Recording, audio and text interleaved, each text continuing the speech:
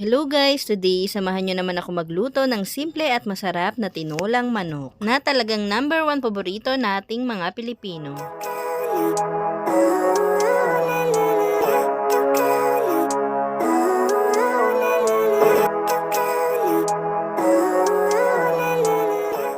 Narito ang ingredients na kailangan natin para maluto ang simple at masarap na tinolang manok. Gumamit ako dito ng 3/4 na manok na adobo cut.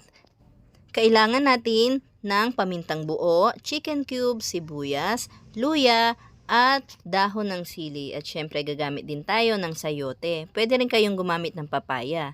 Narito ang patis at gagamit din tayo ng mantika at kaunting pampalasa at asin. So tayo ay mag-umpisa na magluto. Nagpainit lamang ako ng isang kaserola at nilagyan ko ng mantika. Pag mainit na ang mantika ay lagyan na ito ng sibuyas at hintayin maluto ng kaunti. Tapos isusunod na natin dito ang luya. So hihintayin lang natin itong mag-golden brown. Once naluto na ang sibuyas at luya, isusunod naman natin ang 3/4 na manok. Yes, 3/4 lang yung ginamit ko at naka-adobo cut lang siya. Meaning, maliliit lang yung hiwa nito. Pagkalagay nga ng manok ay iginisa lang natin to at tinakpan saglit upang mag-golden brown yung ating manok. At para din maprito siya at mas maging malasa ito. Sa mga baguhan at nag-aaral pa lang magluto, ang recipe na ito ay para sa inyo.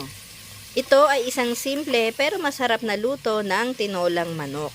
Kaya pwede nyong gayahin ang recipe na ito at kung paano ito lutuin.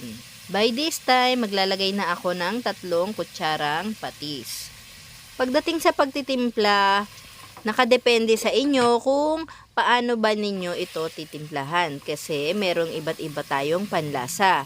Merong gusto ng maalat, merong gusto ng katamtaman or matabang. Kaya naman kayo nang bahalang mag-decide kung paano nyo to titimplahan. So this time, naglagay ako ng 750 ml ng tubig. Tapos isusunod ko na nga itong Knorr chicken cubes. Dagdag pampalasa dito sa ating tinolang manok. Then syempre kailangan nyo itong tikman para malaman nyo kung tama na ba yung lasa. So kada maglalagay ako ng ingredients, pinapakuluan ko siya ng 1 kulo. Ngayon naman ay isusunod ko na itong sayote. Hindi natin ito lulutuin ng husto kasi habang mainit pa yung sabaw ay lumalambot pa siya. So mag-a-add pa ako ng 1/2 teaspoon ng salt. Dahil medyo natatabangan pa ako. So, depende sa inyo kung gaano kaalat or gaano katabang or tama lang yung gusto nyong timpla. And then, naglagay na rin ako ng pamintang buo. At isinabay ko na rin itong dahon ng sili. So, saglit lamang, mga 1 kulo ay maluluto na rin ito. So, by this time, luto na ang ating simple at masarap na tinolang manok.